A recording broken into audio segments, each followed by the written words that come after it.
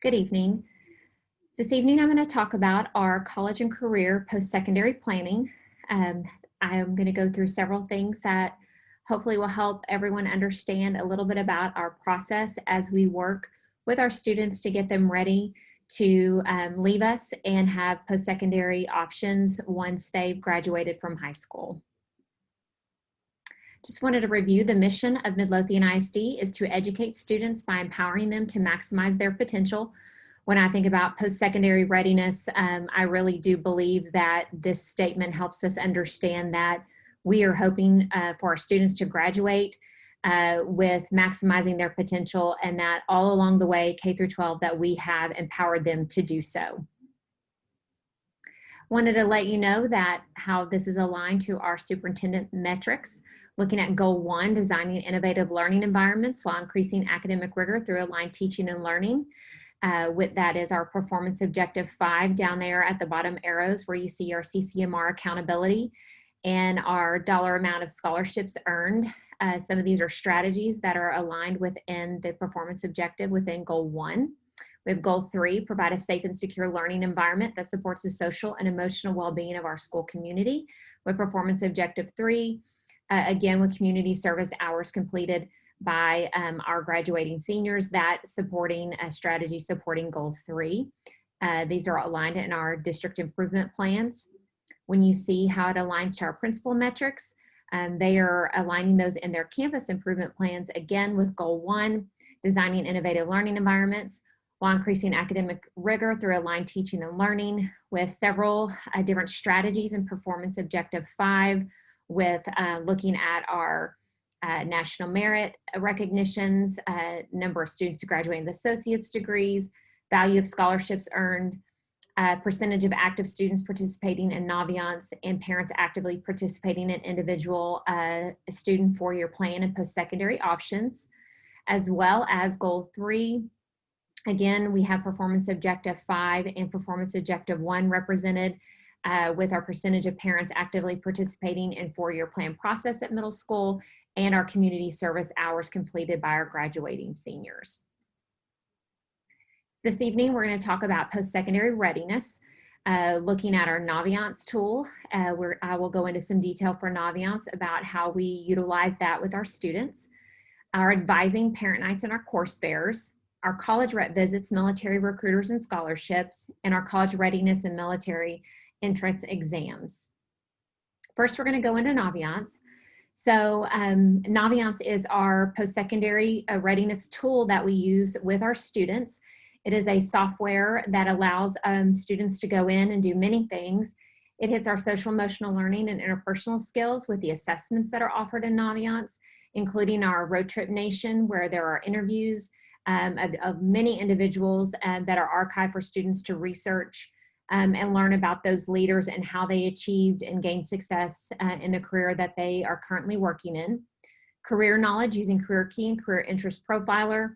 Our college knowledge with our Supermatch, and eDocs is a way that we send information to and from colleges, college rep visits, and then as well as our transition skills, gathering information to track students and manage their outcomes. Naviance has a CCLR framework, and this framework is college, career, and life readiness, which really aligns, if you see CCLR, you think of CCMR.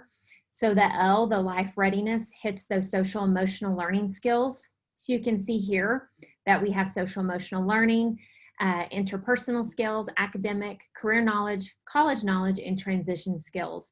And under each in the framework, you can see that there are different activities and alignment with each goal there, with either getting involved with information in the system and community, or study skills, test prep, career search, finding a college fit, preparing for life.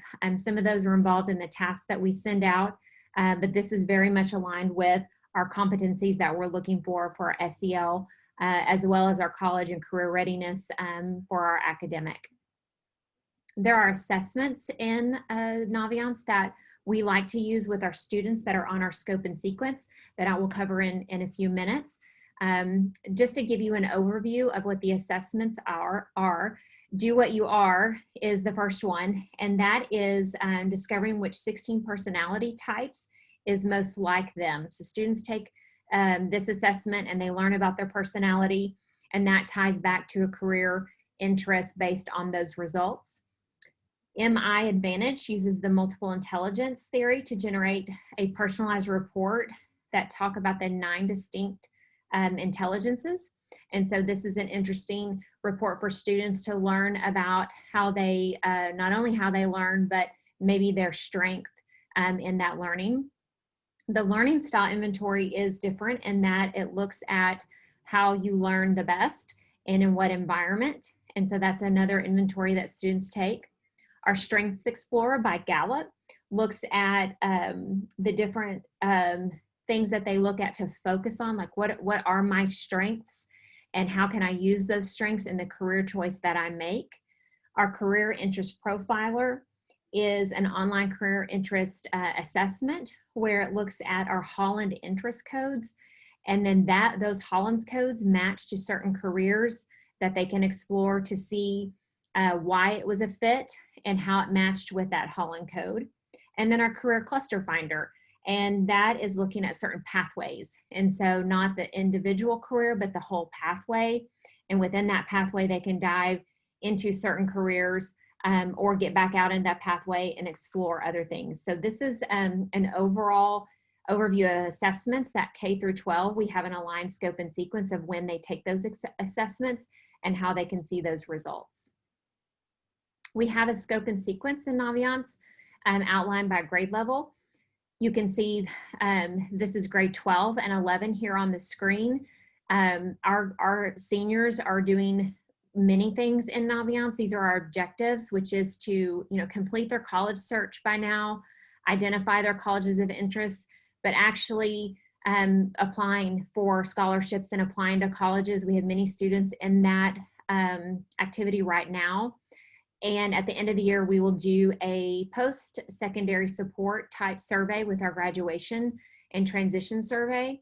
Last year with our graduating seniors, I want to mention that because of COVID, we did not capture enough information for our students to be able to report out, but we will follow this year with our graduation survey as we did the year before, and hopefully ensure that we have a good sampling of information to share. In the 11th grade, this is where students are really looking for college searching, identifying colleges of interest, and they're beginning to work on their post-secondary exploration. And you can see in red here, you notice that these are the types of assessments that we might take for students. So in the 11th grade, looking at career interest and their game plan survey for their post-secondary goal. In the 10th grade, a little bit different objectives, looking at their personality types with the Do What You Are assessment, building resumes, completing the FAFSA forecaster, SMART goals, setting different goals. Those are the activities that we're looking for there. In the 9th grade, we are orienting them again to Naviance using a scavenger hunt type activity that helps them just understand what all Naviance will do. There's a high school one-on-one survey, a Strengths Explorer, and they can begin to build their resume. In middle school, looks a little different in middle school. As we work with students in middle school, we're hoping to help them understand a few things. For example, their learning style. At the end of the 8th grade year, we'll do a transition survey. So that maybe as they're moving and matriculating from one type of secondary to another, 8th to 9th grade is a big transition year that we will get information from those students so that as they're moving, our counselors and the campus can understand how to help those students. Previewing our course selection sheet and doing the Road Trip Nation surveys as well as their career profiler. So really beginning this exploration of not only careers, but actual courses so that as they work on their personal graduation plan, they understand and hope to select courses that are of interest for that student. In 7th grade, again, the learning style inventory is important. And again, completing career and career cluster finder. You'll see that repeated in 6th and 7th grade as well.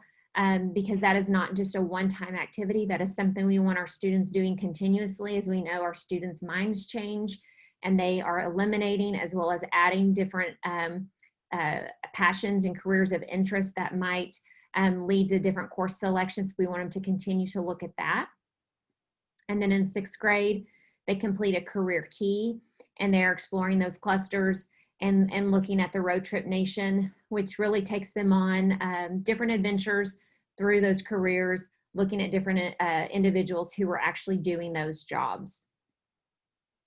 Just an overall usage snapshot. This data is as of October 21st. We have 5,000, as of this date, 5,557 secondary students, and we had total visits of 36,072, which is an average of 6.5 visits per student. This is one example when we're looking at our careers. This is an example out of our 6th grade career awareness. One thing that we are continuing to align and wanting our students to explore earlier and earlier, so that when they do get to the 8th grade and 9th grade and so forth, that they have had some experience with exploring different types of programs of study. And so you can see that this is a career awareness pacing guide from our 6th grade careers, where they are going through each program. That is on the left. On the right, you can see how this aligns with Naviance.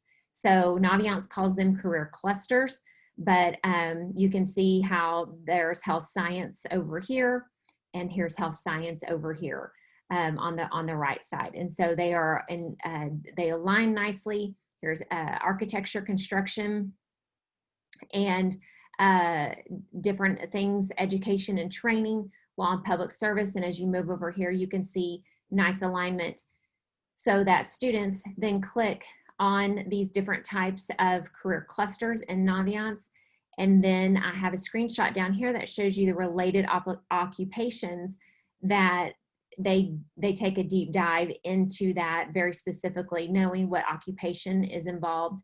And you can see on this one, I had clicked on the education and training, and this took them to related occupations here. Each little bubble in blue, you can click on that, and it takes you into even more exploration with what that job entails throughout the day, different types of salary involved, education and training, and so forth. So our careers teachers are taking them through a deep dive into these programs of study, so that they are ready for the next chapter. Okay, so we're going to dive into the National Student Clearinghouse a little bit. This is something that we have not looked at before. We work to get our student data loaded into Naviance for our students who graduated. And so a little bit about the National Student Clearinghouse is that it's a nonprofit organization. It works with higher education institutes, with districts, with high schools, and other educational organizations. And it gives us data to help us understand the educational pathways that our students have taken, so that we can inform, our decision making at the campus and district level. So there's a student tracker for high schools, and this is what we've used, and we are able to use this through Naviance. And so we can look at how many of our high school graduates enroll in college. Do they persist and graduate from college? How long it takes them to get their degrees, in-state, out-of-state, 2-year, 4-year, and which colleges that we see that our students are commonly attending. So I'm going to take a little bit of a dive into that information here. What you're looking at is Midlothian High School is where we will start. And we're looking at the cohorts of 2018, 2019, and 2020. One thing I want to note about 2020, on all of these slides that you will see, the number is very low, but do not be alarmed by that. The National Student Clearinghouse captured early due to COVID. They were hoping to see if they saw a trend, and so they did a drop point of data early on. However, they will do that again in November, around November 15th, and we will see this number go up.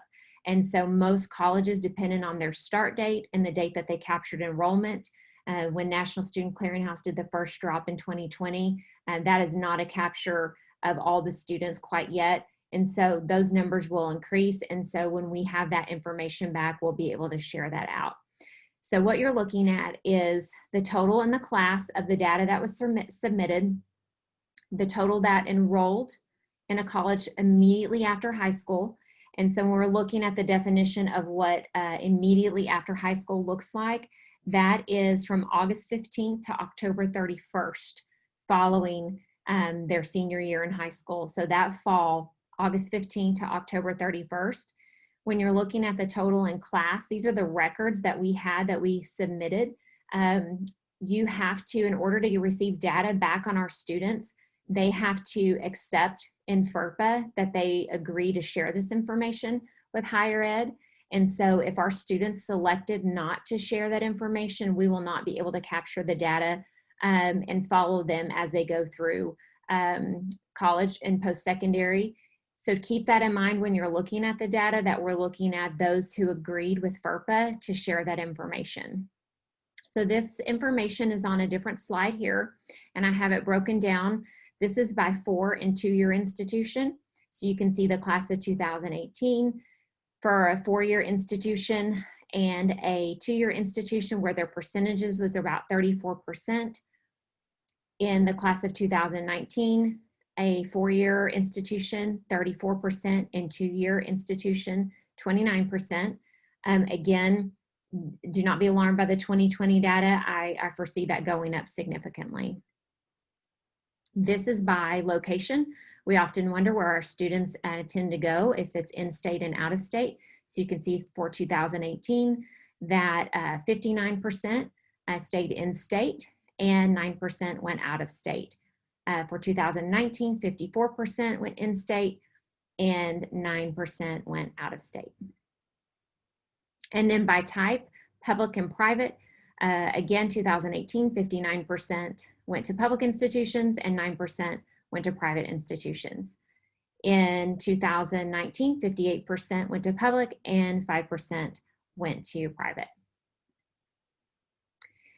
This is looks like it's the same data, except if you'll notice that this is enrolled anytime during the first year after high school. So National Student Clearinghouse looks at 2 different drop timelines. They look at immediate, which were those dates of August 15th through August 30th, and then they look at any time, which captures August 15th to the next year, August 14th of the next year. And so you can see the numbers went up just a little bit of capturing those students who may have enrolled at any time.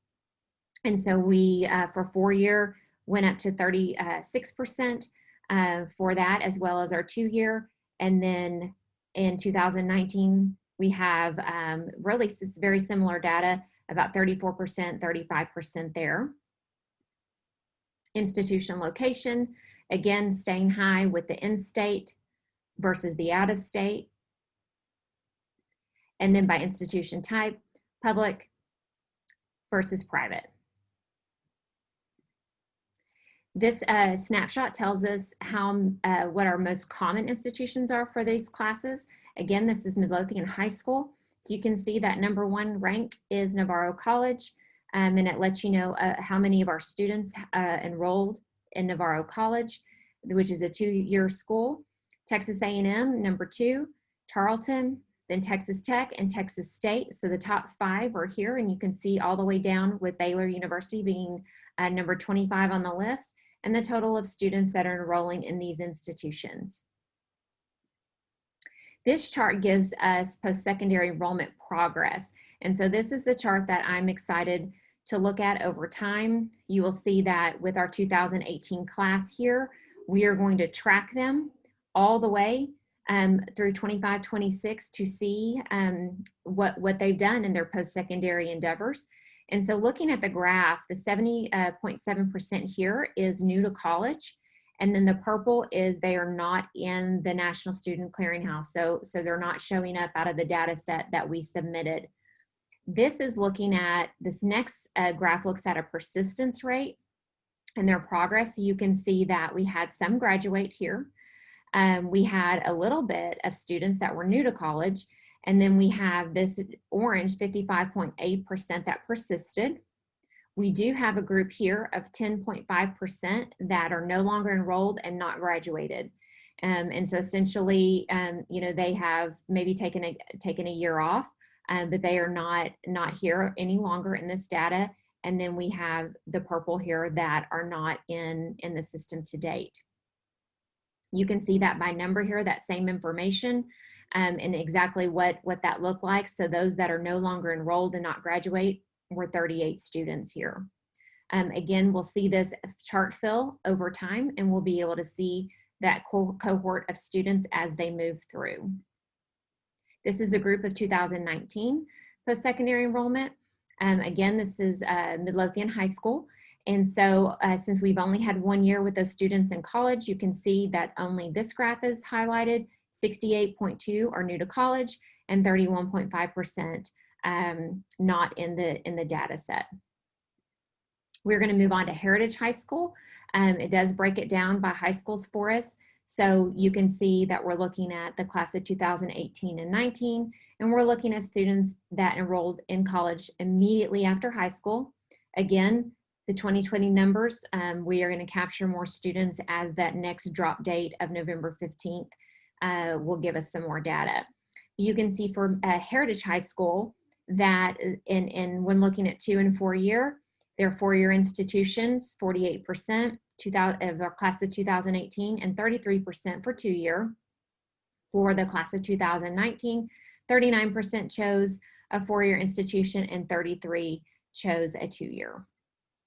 By location, you can see we're following the same trend as MHS, where most of our students in our district are choosing in-state institutions, and then we have a lower percentage of out-of-state institutions.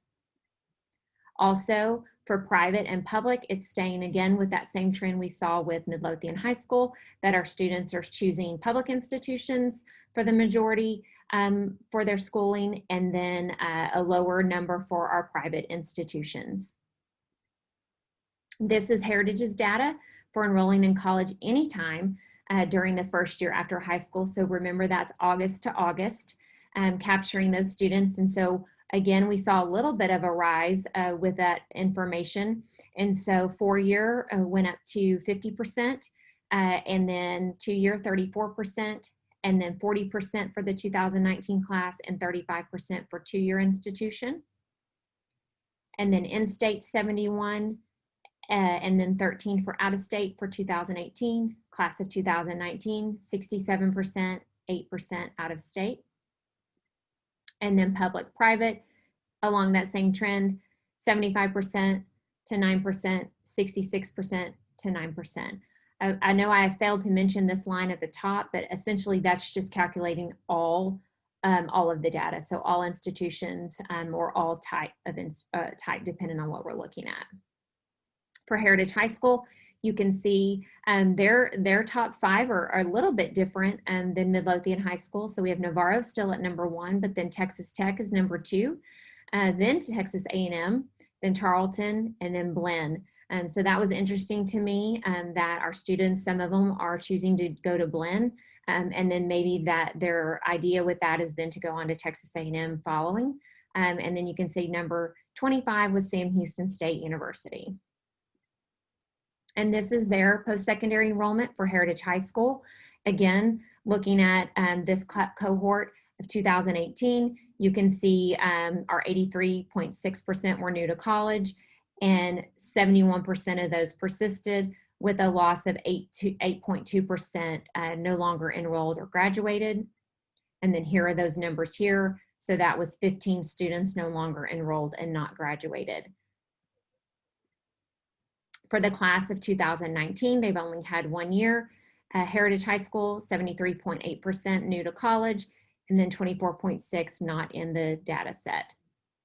So our next steps with Naviance, we will continue to look at the National Student Clearinghouse each year and load that information so that we can look at cohort after cohort. We are sharing that information. I've shared that with high school principals that we're going to look at that data in depth and just take a look at how we can use that when we are advising students and talking to them about colleges and post-secondary. But I wanted to let you know that we are adding SAT, ACT scores. That's a goal for us to get into Naviance so students can match information better. Transcripts, we are actually using that feature right now. Students are requesting college transcripts through Naviance. We are continuing our scholarship search, our scope and sequence, using it in careers and advisory. And this year they have some virtual college visits that we are going to look into for our students. Now I'm going to move into advising and parent nights and our course fairs, because post-secondary readiness isn't just on a tool such as Naviance, but it involves our individuals on our campus to help us get there.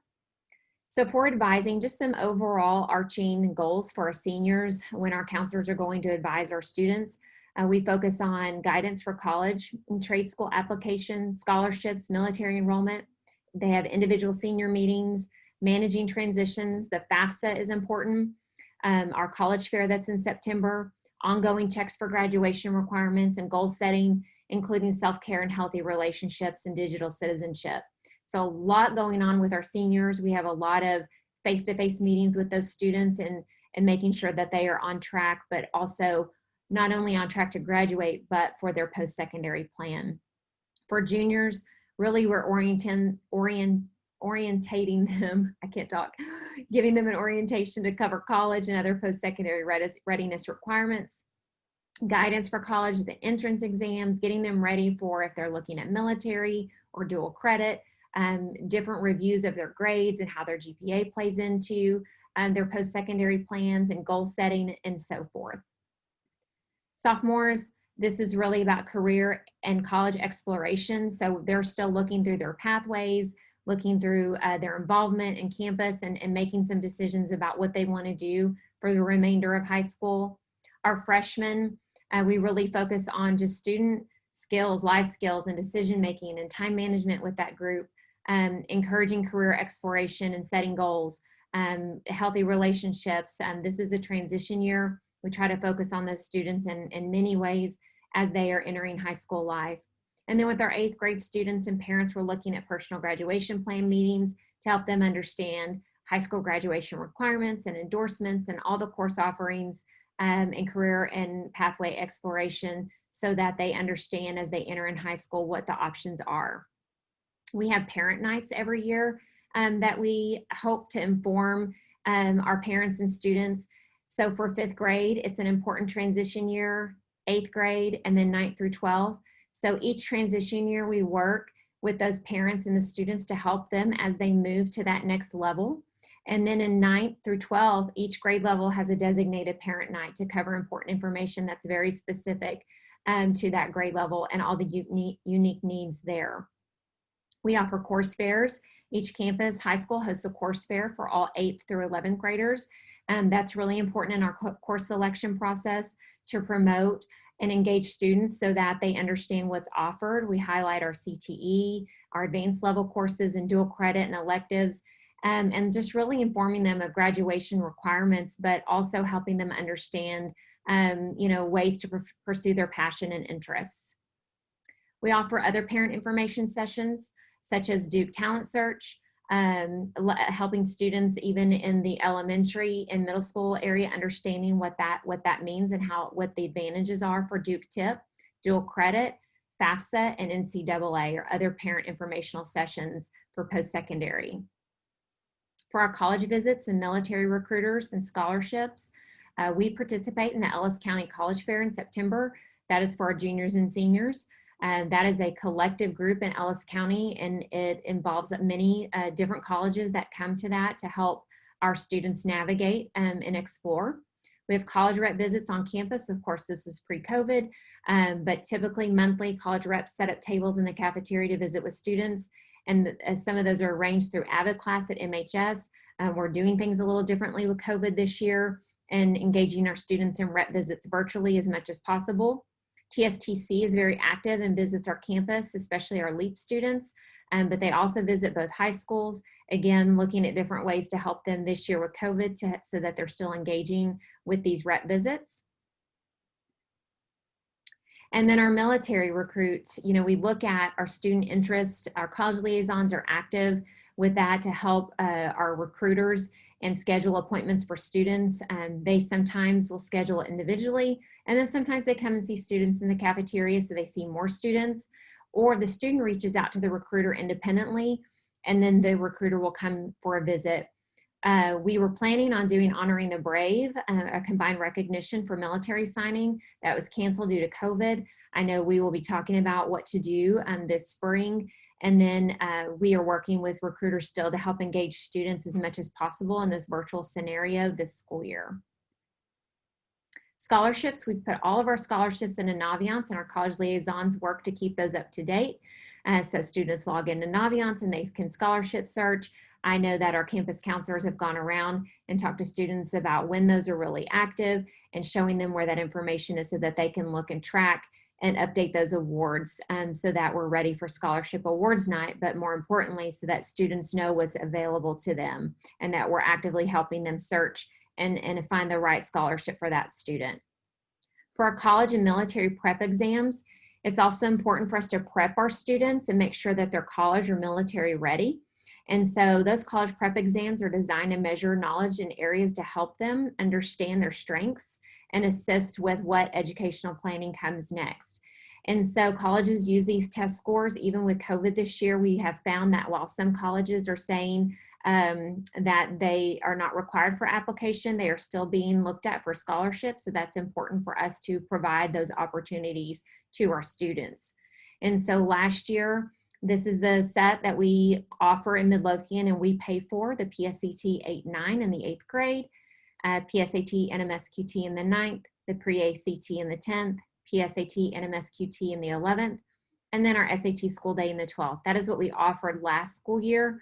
We really find that it is important to have the students practice as many times as possible as they're gearing up for that national merit, and then of course their SAT when they get to be ready for applying for colleges. This year, we're doing something very similar. We're doing the 8-9 in the 8th grade.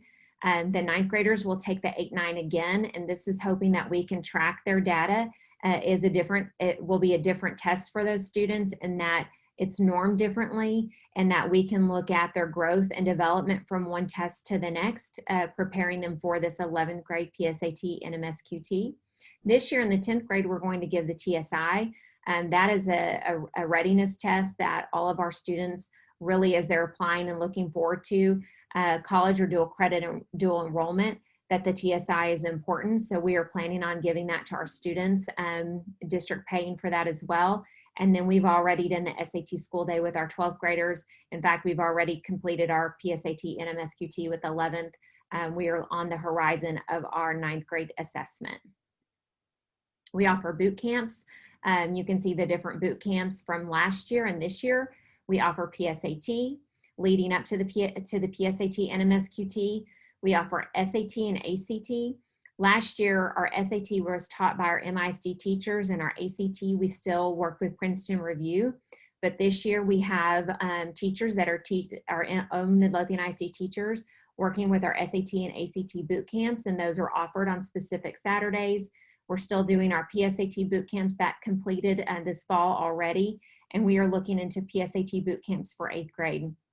And the importance of this is just to give students a way to study and work towards understanding that test, and then so that they're prepped to take that exam. The ASVAB, so we offer that every year also, and this is according to Senate Bill 1843 that authorizes that each year school districts offer and provide students in grade 10 through 12 an opportunity to take the Armed Service Vocational Aptitude Battery and consult with a military recruiter. Last year, MHS offered it to all students on November 19th. Heritage was offered it to the seniors last year on October 16th, those not taking the SAT. They had planned to offer it to any remainder students in April, but that was canceled due to COVID. This year, these are our dates for the ASVAB. Heritage completed theirs already, October 27th, and MHS plans to give theirs on January 27th.